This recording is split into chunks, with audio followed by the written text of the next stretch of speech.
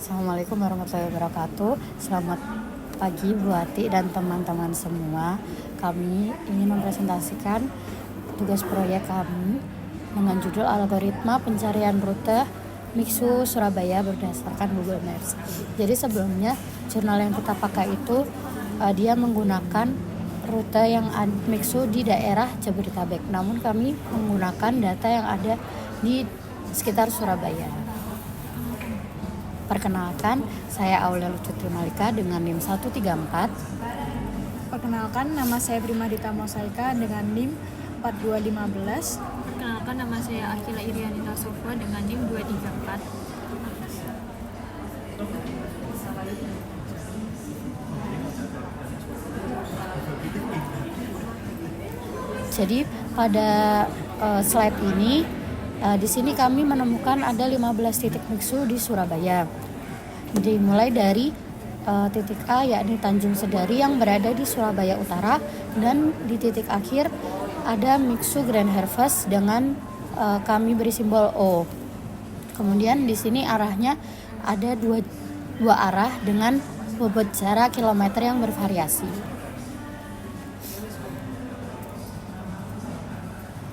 Baik, di sini ada perbandingan antara algoritma Dijkstra, PFS sama DVS.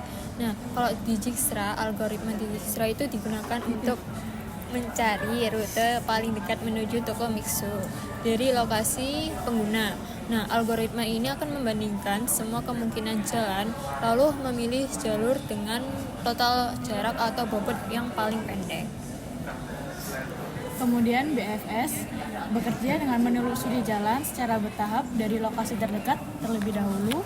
Algoritma ini cocok untuk mencari toko Mixu yang dapat dicapai dengan jumlah persimpangan atau langkah paling sedikit. Selanjutnya ada DFS. Jadi DFS ini bekerja dengan mengikuti satu jalur terlebih dahulu sampai akhirnya sebelum dia mencoba jalur lainnya. Jadi algoritma ini lebih cocok untuk mengeksplorasi jalur dibandingkan mencari rute tercepat.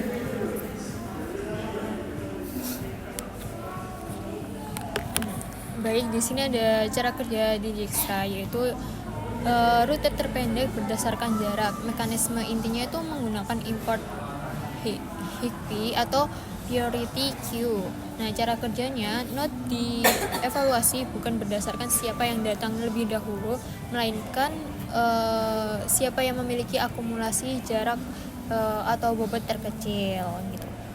Nah, di sini tuh kan node dianggap tak hingga atau float infinity kecuali titik awal yaitu 0.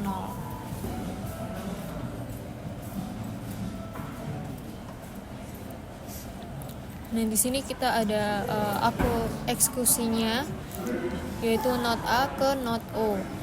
Nah, node A yaitu Tanjung Sadari ke node D yaitu Demak, node E Idar, F Girilaya, G Royal Plaza, N Kutisari, dan O Grand Harvest. Nah, Dijkstra ini memiliki jalur dengan total jarak yang paling pendek meskipun harus melewati lebih sedikit atau lebih banyak node. Nah, titik awalnya itu kan A, titik tujuannya O. Nah, total jaraknya yaitu 21,5 km.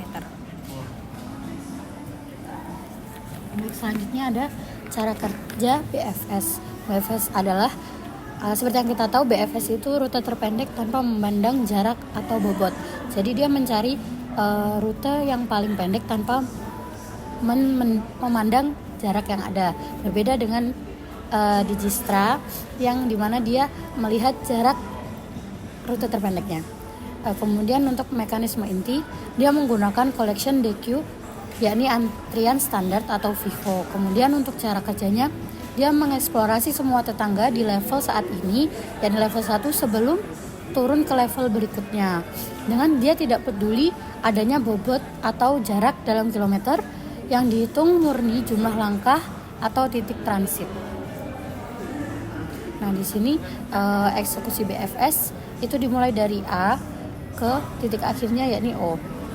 Di situ digambarkan jika A akan melewati E, yakni dari Tanjung Sedari melewati Ampel, kemudian dilanjutkan ke titik D yakni Tidar, lalu ke titik F yakni Girilaya, dan yang terakhir dia ke titik O yang menunjukkan Grand Harvest, di mana total langkah yang didapatkan adalah 5 langkah. Jadi BFS menjamin jumlah transit paling sedikit, sangat cocok untuk skenario logistik di mana setiap pemberhentian memakan biaya waktu tinggi, dengan misal bongkar muatan barang.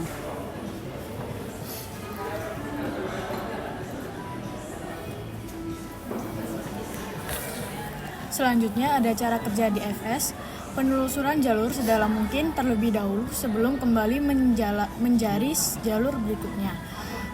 Mekanismenya yaitu pendekatan rekursif atau memanggil dirinya sendiri menggunakan call stack memory. Kemudian pilih satu cabang, telusuri sedalam mungkin sampai menemukan tujuan atau jalan buntu. Jika buntu, lakukan backtracking.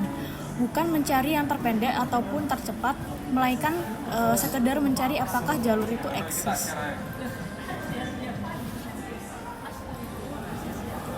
Selanjutnya, eksekusi DFS A ke 0. Ada 14 titik, yaitu titik A ada di Tanjung Sedari, B di Ampel, C di Rajawali, D di Demak, E di Tidar, F ke Girilaya, G di Royal Plaza, dan seterusnya. Nah, titik awalnya kan di A, titik tujuannya kan O, jadi total langkahnya itu ada 14 langkah. Jadi BFS ini menelusuri sedalam mungkin pada satu cabang terlebih dahulu sebelum mundur atau backtracking ke cabang sebelumnya. Jalur di atas merupakan salah satu kemungkinan eksekusi DFS sesuai urutan tetangga. Nah, kapan Dijkstra, BFS, dan DFS digunakan? Jadi ketiga ini memiliki kapan aja sih baiknya digunakan. Jadi Dijkstra itu baik digunakan pada saat jaringan Anda memiliki biaya atau bobot bervariasi dengan jarak, tarif tol, kemacetan lalu lintas, dan lain-lain. Ini adalah standar industri mutlak untuk navigasi kendaraan dan rute logistik. Kemudian BFS, jika biaya pergerakan antar node identik dan ingin meminimalisir transit, sangat ideal untuk routing atau routing paket data server atau analisis jarak profil dalam jaringan sosial. Nah, kalau misalnya di FS itu jika kita perlu memvalidasi apakah dua titik terhubung dan menganalisis hierarki atau direktori atau pohon, atau memecahkan puzzle dengan banyak jalan buntu tanpa memperdulikan jarak tempuh. Jadi ketiganya bisa digunakan sesuai dengan kebutuhan dan apa yang kita miliki.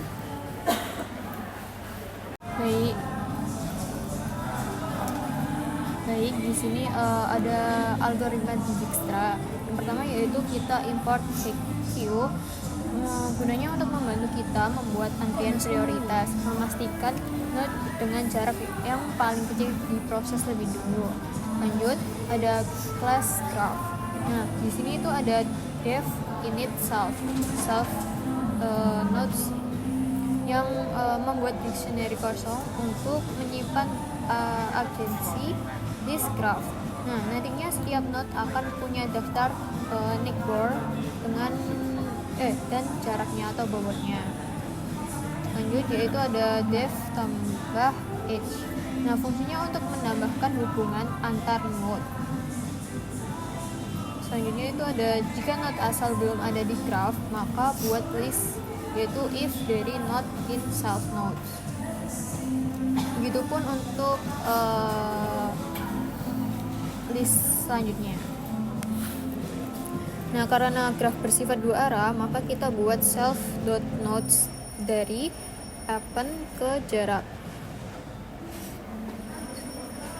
Nah, di sini juga ada fungsi utama Dijkstra, yaitu def Dijkstra graph start. Nah, gunanya untuk membuat dictionary atau disk untuk menyimpan jarak terpendek dari titik awal ke semua node lain. Di sini ada disk, awalnya semua jarak dianggap sangat jauh atau tak hingga atau infinity. Terus ada pref, yaitu untuk membuat dictionary, mencatat jalur sebelumnya supaya nanti jalur yang bisa dilacak.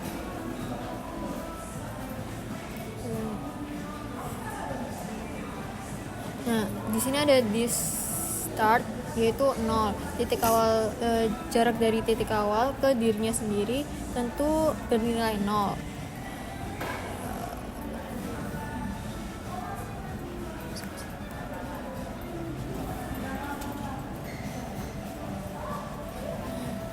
Terus di sini ada while PQ, selama masih ada node di antrian prioritas.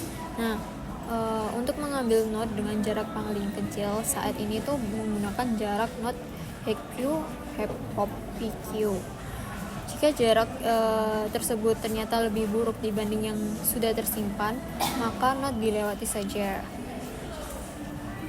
Terus ada for neighbor atau tetangga proposed in graph. Gunanya untuk mengecek semua neighbor atau tetangga yang terhubung langsung dengan node saat ini. Jika jalur baru lebih pendek, maka kita pakai if total. Langsung selanjutnya yaitu ada def ambil jalur, yaitu pref start tujuan. Fungsinya untuk mengambil jalur terpendek. Jika jalur masih kosong, maka kita tambahkan code, yaitu jalur sama dengan ini.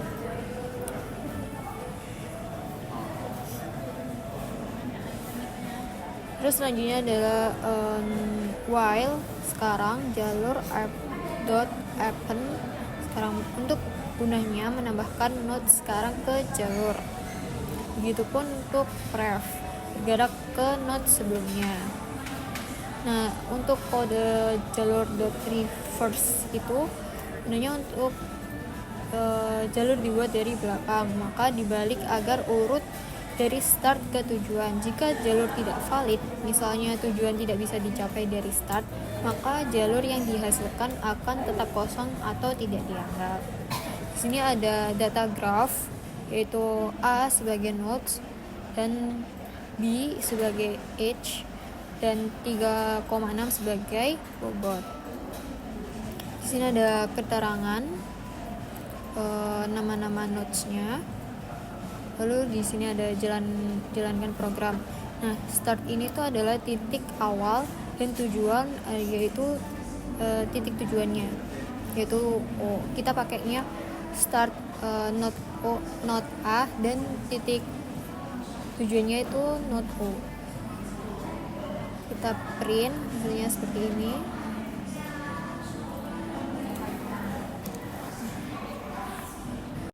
Baik, selanjutnya masuk ke BFS. Jadi di sini kita mengimport DQ dari collection untuk membuat antrian atau queue. Kemudian selanjutnya kami membuat kode untuk fungsi BFS. Di situ ada fungsi yang digunakan untuk mencari jalur dari node awal ke tujuan yang akan kita tuju. Kemudian program ini akan terus berjalan selama queue masih ada isinya. Lalu di bagian bawahnya setelah kode fungsi ada data graph, di mana di sini itu A sebagai node dan B sebagai edge. Kemudian 3,6 ini dia menunjukkan jarak antara A ke B. Seperti data yang ada di sini. Lalu ada keterangan nama Mixo, di mana A itu menunjukkan bahwa dia merupakan Mixo yang ada di Tanjung Sedari dan seterusnya. Selanjutnya di sini untuk node awal pencarian akan ditulis dengan start. Di sini kami menuliskan bahwa awal kita adalah di A. Lalu untuk tujuan yang ingin dicari berada di O. Kemudian akan mengeluarkan hasil BFS graph start tujuan, itu untuk menjalankan fungsi BFS untuk mencari jalur dari node awal ke tujuan. Kemudian untuk print dan sebagainya bisa dilihat pada kode ini. Kode berikut merupakan implementasi algoritma DFS menggunakan metode rekursif. Jadi pada bagian DFS itu kita membuat fungsi DFS-nya. Di sini saya membuat fungsi DFS dengan 5 parameter, yaitu graph, node, tujuan, dan visited, kemudian jalur. Kemudian if visited itu digunakan untuk jika visited belum ada, program membuat set kosong. Fungsinya itu digunakan untuk mencatat node yang sudah dikunjungi supaya DFS tidak mengunjungi node yang sama terus-menerus. Kemudian membuat list jalur. Jika variabel jalurnya itu belum ada, maka dibuat list kosong untuk menyimpan urutan node yang dilewati DFS. Kemudian visited at node ini digunakan untuk node saat ini dimasukkan ke dalam visited agar node tersebut tidak dikunjungi lagi. Kemudian jalur event ini node saat ini dimasukkan ke dalam list jalur untuk menyimpan jejak perjalanan DFS. Kemudian if node ini digunakan untuk program mengecek apakah node sekarang itu masih sama dengan node tujuan. Fungsinya itu jika tujuan ditemukan, DFS langsung berhenti dan mengembalikan jalur yang ditemukan. Kemudian for tetangga ini untuk program itu mengambil semua tetangga dari node yang sekarang. Lalu if tetangga node ini program mengecek apakah tetangga tersebut sudah pernah dikunjungi. Fungsinya untuk menjaga DFS berputar-putar pada node yang sama. Terus kalau misalnya if hasil ini, kalau misalnya DFS menemukan tujuan di cabang tersebut, hasil langsung dikembalikan. Fungsinya itu untuk menghentikan pencarian agar program tidak lanjut ke cabang lain.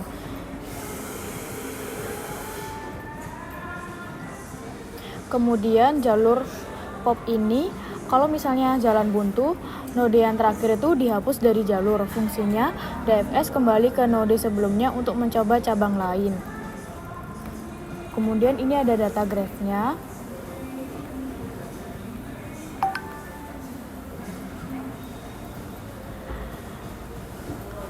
Di bagian ini untuk menyimpan struktur graph, fungsinya itu untuk menentukan hubungan antar nodenya. Kemudian start A dan tujuan O-nya ini, program menentukan node awal dan tujuan pencarian. Fungsinya sebagai input utama DFS-nya. Lalu hasil DFS graph start dan tujuannya itu, program menjalankan algoritma DFS untuk mencari jalur dari A menuju ke O.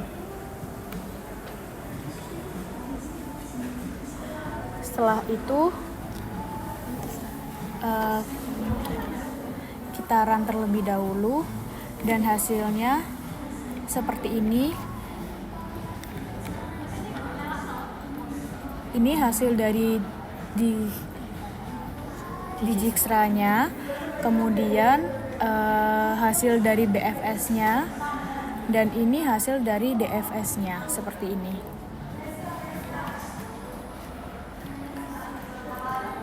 Mungkin sekian dari kami.